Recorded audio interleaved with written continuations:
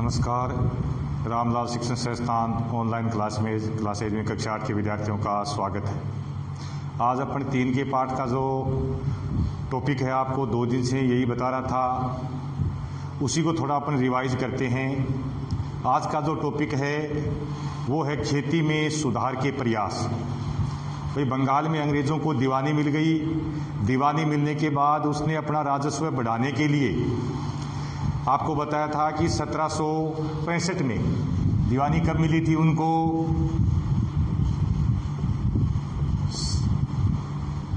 1765 में दीवानी मिली।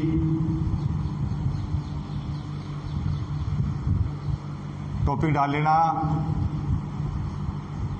खेती में सुधार के प्रयास। देखो क्या क्या प्रयास किए। इसमें आपको स्थायी बंदोबस्त के बारे में भी थोड़ा दोबारा बताएंगे कि अंग्रेज़ों ने खेती में सुधार के लिए किस प्रकार की व्यवस्था लागू की। तो देखो, दीवानी मिली थी 1765 में। तो दीवानी मिलने के बाद अंग्रेज अपनी आमदनी बढ़ाना चाहते थे, क्योंकि आपको पहले भी बताया था कि अंग्रेज़ों के पास यहाँ से सामान खरीदने के लिए पैसे नहीं थे। इंग्लैंड से सोना चांदी आयात करते थे, लाते थे। लेकिन अब अंग्रेज़ों की मंशा थी कि यहीं से लगान है वो लेकर के और सामान खरीदा जाए। तो उन्होंने, उनकी बंगाल के अंदर लगान वसूलने की कोई व्यवस्था नहीं थी, कोई निश्चित प्रणाली नहीं थी, जिसके कारण उन्होंने बेहताशा बंगाल में लगान वसूलने का प्रयास किया। और उसी प्रयास का परिणाम ये हुआ कि किसानों ने खेती करना छोड़ दिया। जब खेती करना छोड़ दिया तो अंग्रेज़ों के राजस्व में कमी आ गई। राजस्व में कमी आने के कारण अंग्रेज़ों की जो अर्थव्यवस्था थी, या यूँ कहें कि बंगाल की जो अर्थव्यवस्था थी, वो बिगड़ गई। एक तो अंग्रेज़ों द्वारा लगान की निश्चित कोई सीमा न होना या व्यवस्था न होना, और दूसरा था कि 1770 के अंदर बंगाल में भयंकर अकाल पड़ा था। तो उस अकाल के कारण लगभग 1/3 आबादी बंगाल की कम हो गई थी। यानी जो नीचे का तबका था, खेतीबाड़ी करने वाले लोग थे, वो भूख से मर गए। तो इससे बंगाल की अर्थव्यवस्था और ज़्यादा खराब हो गई।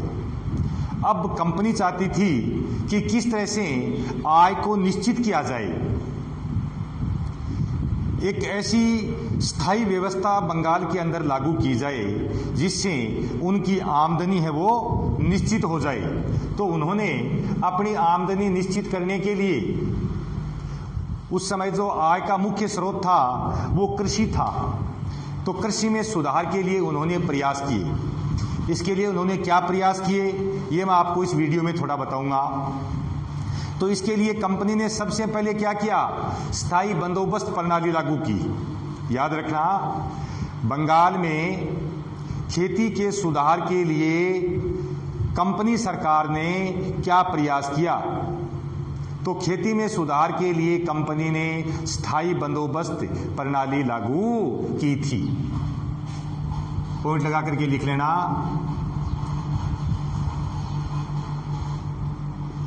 खेती में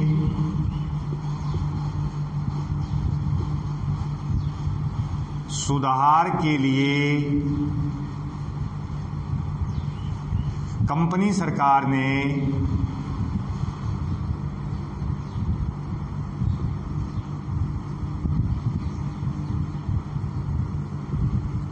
बंगाल में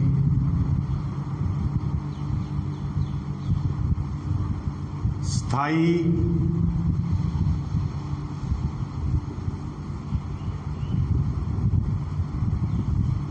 बंदोबस्त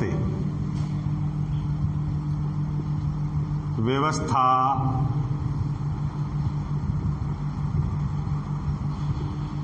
लागू की। ये काम किया। क्या काम किया? बंगाल में स्थायी बंदोबस्त व्यवस्था लागू की। अब देखो, स्थायी बंदोबस्त व्यवस्था लागू क्यों की थी? इसका मुख्य उद्देश्य था कंपनी की आय को निश्चित करना। ये जो स्थायी बंदोबस्त है, इसका उद्देश्य क्या था? उद्देश्य था कंपनी की आय निश्चित करना। ये उद्देश्य था कि कंपनी की आय है वो निश्चित हो जाए कि कंपनी को इतने रुपए यहां से एक वर्ष में प्राप्त होंगे। तो स्थायी बंदोबस्त से कंपनी ने अपनी आय तो निश्चित कर ली और इसके साथ ही उन्होंने जमींदारों को भी अपनी आमदनी बढ़ाने का प्रयास किया। जमींदारों को भी कहा कि तुम भूमि में सुधार के प्रयास करो ताकि तुम्हारी भी आमदनी बढ़ेगी और हमारी आमदनी निश्चित है। हम तो इतना लगान लेंगे, ये बिल्कुल निश्चित कर दिया है, इसमें बढ़ोतरी नहीं करेंगे।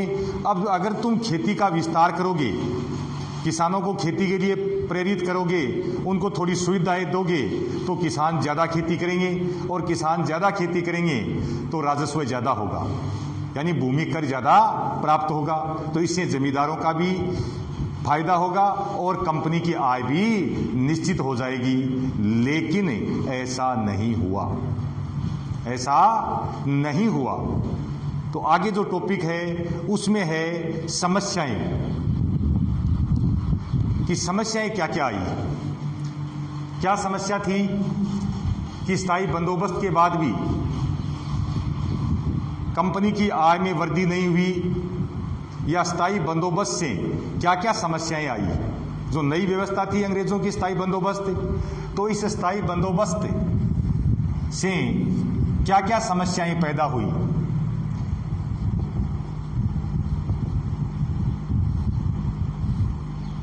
इनके बारे में आज आपको थोड़ा बताएंगे क्या क्या समस्याएं थी। देखो, कंपनी के अफसर या कंपनी ने पहले क्या सोचा था कि स्थायी बंदोबस्त लागू करने से कंपनी की आय निश्चित हो जाएगी, तो जमींदार हैं वो किसानों को खेती करने के लिए प्रेरित करेंगे, यानी भूमि में वो निवेश करेंगे, भूमि सुधार के प्रयास करेंगे, जिससे जमींदारों की भी आय बढ़ेगी। तो कंपनी के अफसरों ने पाया कि जमींदार जमीन में सुधार के लिए खर्चा नहीं कर रहे हैं, यानी जमींदार हैं वो भूमि सुधार के कोई प्रयास नहीं कर रहे हैं। असल में कंपनी ने जो राजस्व तय किया था वो बहुत ज्यादा था। कंपनी ने जो राजस्व स्थायी बंदोबस्त के तहत जो राजस्व तय किया था, तय का मतलब आपको मैंने कल भी बताया था, उन्होंने ये निश्चित कर दिया कि जैसे मान लो ये अलसीसर है,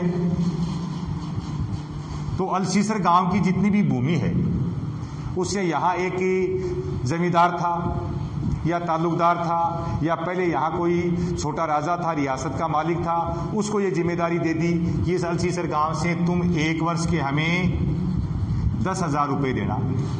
तो कंपनी के तो एक साल के कितने रुपए हो गए? 10,000 निश्चित हो गए, कंपनी 10,000 रुपये लेगी। भले आप यहाँ से राजस्व के 20,000 इकट्ठे करो, 40,000 करो, 50,000 करो या 5,000 करो, कंपनी को तो कितने देने होंगे? 10,000।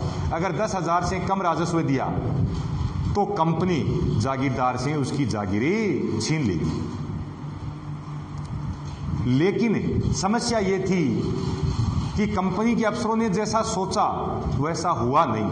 कंपनी के अफसरों ने क्या सोचा कि जागीरदार हैं वो ज़्यादा मुनाफा कमाने के लिए, ज़्यादा राजस्व इकट्ठा करने के लिए भूमि पर या जो खेती योग्य ज़मीन है उस पर निवेश करेंगे, किसानों को खेती के लिए प्रेरित करेंगे, तो इससे जमींदारों को भी फायदा होगा।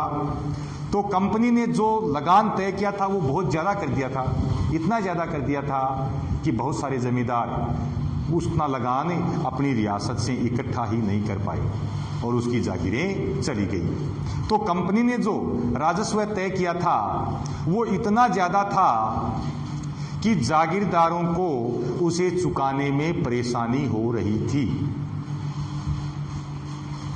अगर वो राजस्व नहीं चुकाते तो उनकी जागीरें छीन ली जाती थी। तो पहली समस्या क्या थी पहली ये समस्या आई इससे कि लगान की दरें कंपनी ने इतनी ज़्यादा कर दी कि जमींदार उसको चुका पाने में असमर्थ थे। अधिकतर जमींदार उसको चुका पाने में असमर्थ थे। ये कॉपी में लिख लेना। समस्या, पहली समस्या क्या थी? कंपनी द्वारा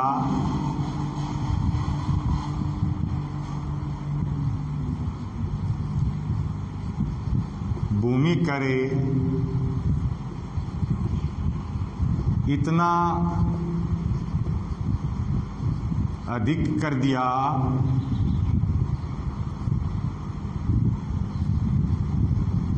जिसे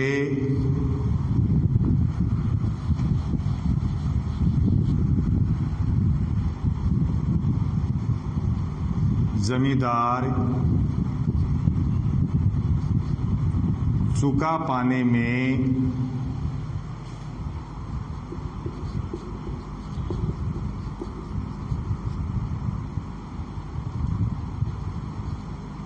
असमर्थ थे।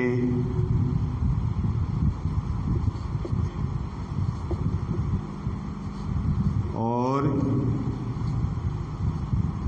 उनकी जागीरें चली गई, क्योंकि कंपनी की शर्त थी कि अगर लगान नहीं चुका पाओगे तो उसकी जागीर छीन ली जाएगी। पहली समस्या ये कि लगान इतना ज्यादा था कि जागीरदार या जमींदार उस लगान को चुकाने में असमर्थ थे। दूसरा देखो आगे इसमें क्या बताया है कि इससे जमींदारों की जो आमदनी थी वो इतनी ज्यादा नहीं थी, और आमदनी कम थी तब उनकी जागीरें चली गई। आगे है, अब देखो ये स्थिति थी 1800 ईस्वी तक। अब 1800 ईस्वी के बाद, यानी जब 19वीं ईस्वी शुरू होती है, तो 19वीं सदी के पहले दशक तक, पहले दशक मतलब 1790 से लेकर के 1800 ईस्वी तक हालात बदल चुके थे। यानी ये स्थिति बदल गई थी, क्योंकि ये तो कंपनी ने किया था 1770 के बाद। 1770 के बाद ये व्यवस्था इस प्रकार से लागू की थी। तो 19वीं सदी के पहले दशक तक हालात बदल चुके थे। यानी 1793 में ये बंदोबस्त लागू किया था। बाजार में कीमतें तेजी से बढ़ने लगी, वस्तुओं की कीमतें बढ़ने लगी। जब वस्तुओं की कीमतें बढ़ने लगी तो खेती का भी विस्तार होने लगा, क्योंकि लोगों को अब खेती है वो मुनाफे का सौदा साबित होने लगा। पहले तो खेती मुनाफे का सौदा नहीं था, जितना पैदा करते थे उतना लगान में चला जाता, किसान के पास कुछ नहीं बचता। अब कीमतें बढ़ी तो खेती का प्रसार हुआ, खेती का विस्तार हुआ, लोग धीरे धीरे खेती ज्यादा करने लगे। इससे जमींदारों की आमदनी में तो सुधार हुआ। अब उल्टा हो गया इससे, पहले वाले से। पहले तो जमींदारों की आमदनी में कोई फर्क नहीं पड़ा, जिससे उनकी जागीर चली गई। अब क्या हुआ, 19वीं सदी के शुरुआत में जब वस्तुओं की कीमतें बढ़ने लगी, खेती का विस्तार हुआ, तो इससे जमींदारों को भी फायदा हुआ। जब जमींदारों को फायदा हुआ तो लेकिन कंपनी थी उसकी आय तो निश्चित थी स्थायी बंदोबस्त के कारण। जैसे मैंने आपको बताया कि अरसीसर से कंपनी 10,000 रुपए लेगी, तो अरसीसर का जमींदार भले ही 50,000 रुपए लेता हो यहां से, लेकिन कंपनी को कितना देगा? 10,000 देगा। तो अब कंपनी की समस्या ये हो गई कि जमींदार ज्यादा कमा रहे हैं और कंपनी की आय है वो निश्चित है, उसमें कोई बदलाव नहीं हो रहा, कोई कंपनी को कोई फायदा नहीं हो रहा है, क्योंकि इसने तो कंपनी ने तो हमेशा के लिए जो राजस्व था वो तय कर दिया था, तो उसमें वो वृद्धि नहीं कर सकती थी। ये समस्या थी। तो दूसरी समस्या क्या आई? दूसरी समस्या ये आई, स्थायी बंदोबस्त से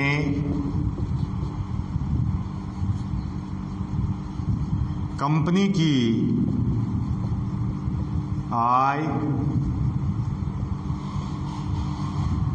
निश्चित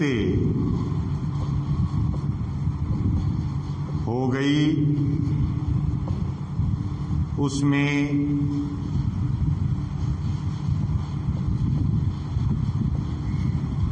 वृद्धि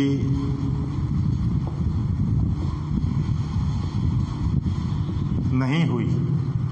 कंपनी की आय में कोई वृद्धि नहीं हुई। ये दूसरी समस्या थी।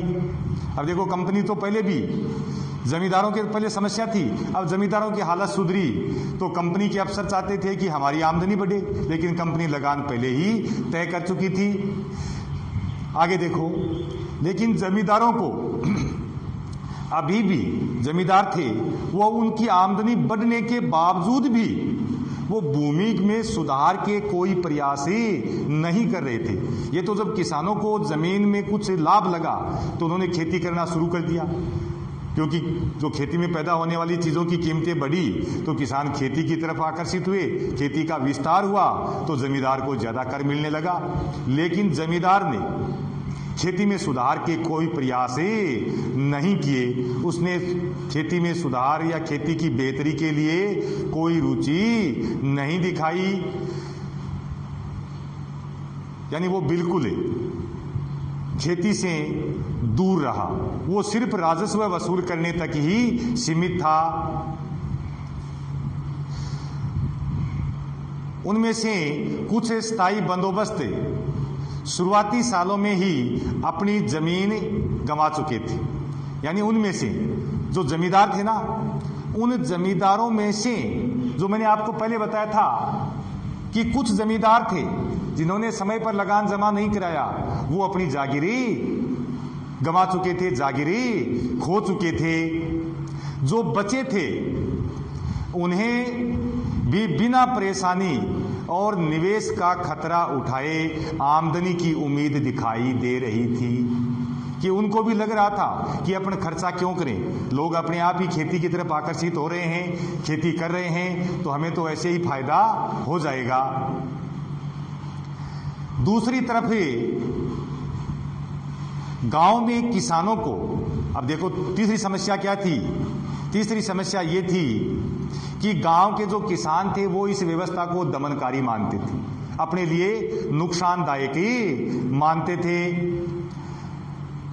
उनको खेती करने के लिए महाजनों से पैसे उधार लेने पड़ते थे, और जब कर्जा नहीं चूकता तो वो अपनी पुश्तैनी जमीन से हाथ ही धो बैठते थे।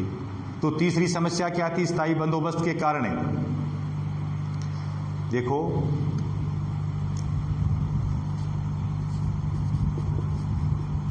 स्थायी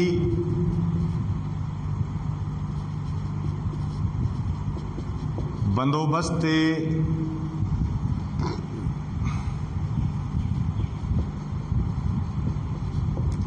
किसानों के लिए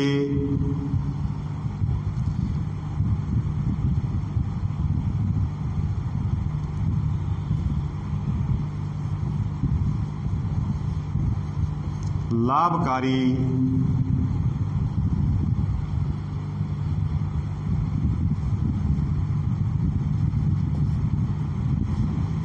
नहीं था, क्योंकि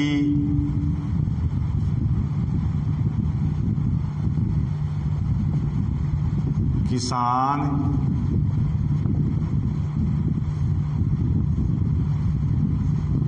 लगान चुकाने के लिए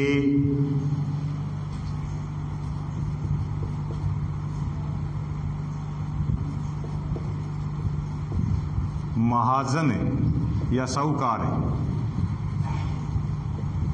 साहूकार से रुपए उधार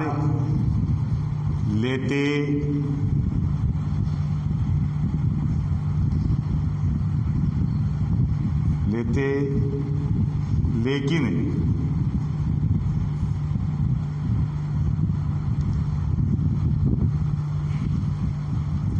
उधार लेते,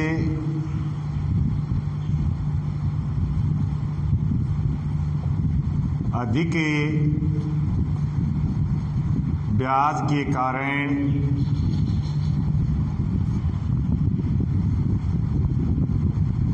किसान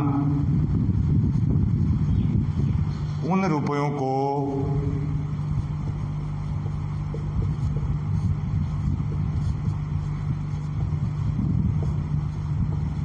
चुका नहीं पाते, जिससे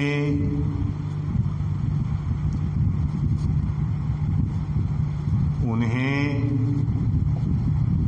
अपनी पुश्तैनी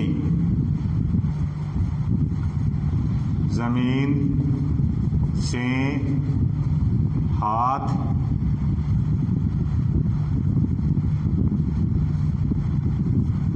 धोना पड़ता था। ये तीसरी समस्या थी। तो ये 3 समस्याएं मैंने आपको आज दिखाई हैं कि इस नई व्यवस्था थी, उससे 3 समस्याएं आई। पहली समस्या क्या आई? कंपनी द्वारा भूमि कर इतना कर दिया गया जिसे जमींदार चुका पाने में असमर्थ थे, जिसके कारण उनकी जागीरें चली गई। दूसरा है कि स्थायी बंदोबस्त से कंपनी की आय निश्चित हो गई, उसमें वृद्धि नहीं हुई, जबकि कंपनी क्या चाहती थी कि अपनी आय भी बढ़े। इसके लिए कंपनी अब असमंजस्य में थी। तो आगे जो टॉपिक आएगा वो आएगा, कंपनी द्वारा एक नई व्यवस्था शुरू की गई है। अपना राजस्व बढ़ाने के लिए एक नई व्यवस्था लागू की गई है। तो कंपनी द्वारा राजस्व वृद्धि के लिए लागू की गई नई व्यवस्था, जिसके बारे में अपना आगे कल जो वीडियो बनाएंगे उसमें आपको पढ़ाएंगे, उस व्यवस्था का नाम है महलवारी व्यवस्था। महलवारी व्यवस्था। ठीक है। तो ये 3 जो आपको मैंने समस्याएं लिखाई हैं स्थायी बंदोबस्त से, इन तीनों समस्याओं को आप अपनी फेर कॉपी में लिख लेना। धन्यवाद।